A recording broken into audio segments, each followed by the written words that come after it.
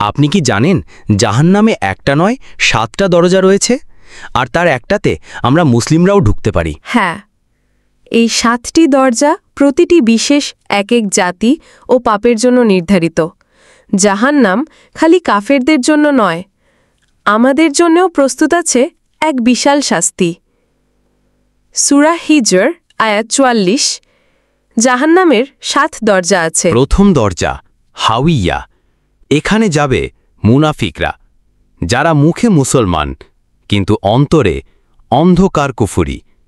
তারা নামাজ পড়ে লোক দেখানোর জন্য, তারা জানে না এই দরজা কেমন ভয়ানক গর্ত। দ্বিতীয় দরজা জাহিম, যারা আল্লাহর সাথে শরিক করেছে, যারা বলেছে আল্লাহর সাথে আরও কেউ আছে, তাদের জন্য আগুন থামবে না চিরকাল। তৃতীয় দরজা সাকার।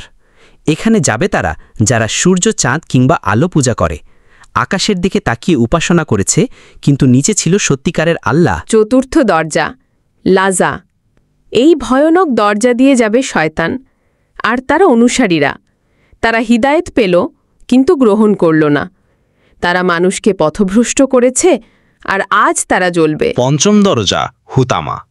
ইহুদিদের জন্য বরাদ্দ এই দরজা, যারা নবীদের মেনে নেয়নি, যারা সত্যের ওপর ছিল গোয়ার। ষষ্ঠ দরজা সাইর।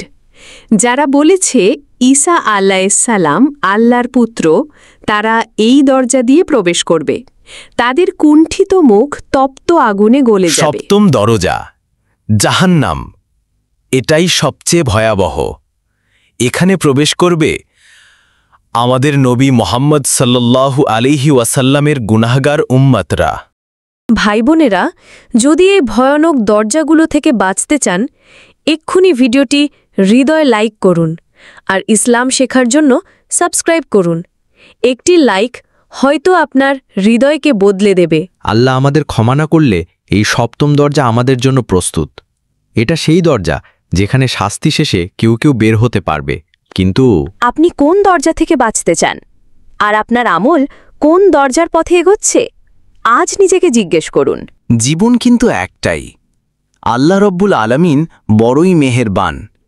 এই দুনিয়ার জীবন উনি আমাদেরকে দিয়েছেন, ঈমানসহ মুসলমান করে পাঠিয়েছেন। এটাই তো সবচেয়ে বড় নেয়ামত। এই জীবন খেলনা না ভাই। একবার চলে গেলে আর কখনো ফিরে আসবে না। তুমি চাইলেও কিয়ামতের দিন ফিরে পাবে না। মরার পর একটা নতুন জীবন শুরু হবে, যার কোনো শেষ নেই, শুধুই শুরু। তুমি জানো, আজ যদি চোখের এক ফোঁটা অনুতাপের অশ্রু ফেলো, হয়তো জাহান্নামের আগুন পর্যন্ত নিভে যেতে পারে। তাই বলছি, এখনই ফিরে এসো। আল্লাহ আমাদের ডাকছেন। তুমি কি শুনতে পাচ্ছ না? এই ভিডিওটা শেয়ার করে ছড়িয়ে দাও। হয়তো তোমার একটা শেয়ার কারুর আখিরাত বদলে দেবে। একটা লাইক, একটা শেয়ার জাহান্নাম থেকে কারুর মুক্তির পথ হয়ে উঠতে পারে। সো বন্ধুরা, এই ছিল আজকের ভিডিও। দেখা হচ্ছে আবার পরবর্তী এপিসোডে। ততক্ষণের জন্য আল্লাহ হাফেজ।